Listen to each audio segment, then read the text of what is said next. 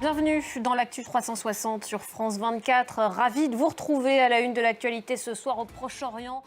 Au Proche-Orient, les bombardements israéliens se poursuivent donc sur la bande de Gaza. Plus de 150 personnes ont été tuées ces dernières 24 heures.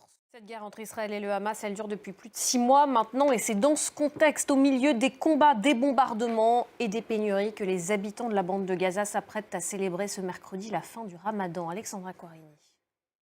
Voilà pour la situation au Proche-Orient. Les élections européennes auront lieu du 6 au 9 juin prochain et à tout juste 2 mois de ce rendez-vous électoral. En France, selon des derniers sondages, l'extrême droite caracole en tête avec 30% d'intention de vote, loin devant le camp présidentiel. Florent Rodeau. Et à ne pas manquer ce mercredi le débat RFI France 24 entre 7 têtes de liste et un représentant du Rassemblement national. Aux États-Unis, je vous en parlais dans les titres, c'est la campagne présidentielle qui bat son plein. En Arizona, on assiste à un nouveau recul dans ce contexte pour le droit à l'avortement. La justice de cet État, qui joue un rôle majeur dans l'élection présidentielle, justement, a considéré valide une loi vieille de 160 ans qui interdit presque totalement l'IVG. Le président américain Joe Biden a dénoncé une loi cruelle. L'inaction climatique devant la justice. Ce mardi, la Cour européenne des droits de l'homme a rendu plusieurs décisions dans 3 affaires liées au climat. Seule une requête a abouti, requête qui était portée par 2500 femmes. La CEDH a ainsi condamné la Suisse pour inaction climatique, une décision historique. Noémie Roche.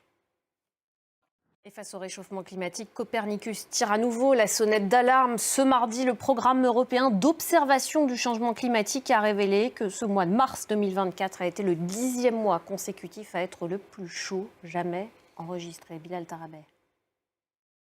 Pour l'instant, aucun lien n'a été établi formellement avec le changement climatique, mais la hausse des températures et la fonte accrue des neiges associées à de fortes pluies ces derniers jours ont provoqué des inondations majeures en Russie, mais aussi au Kazakhstan, notamment le long du fleuve Oural. Les autorités s'attendent à un nouveau pic ce mercredi. Regardez.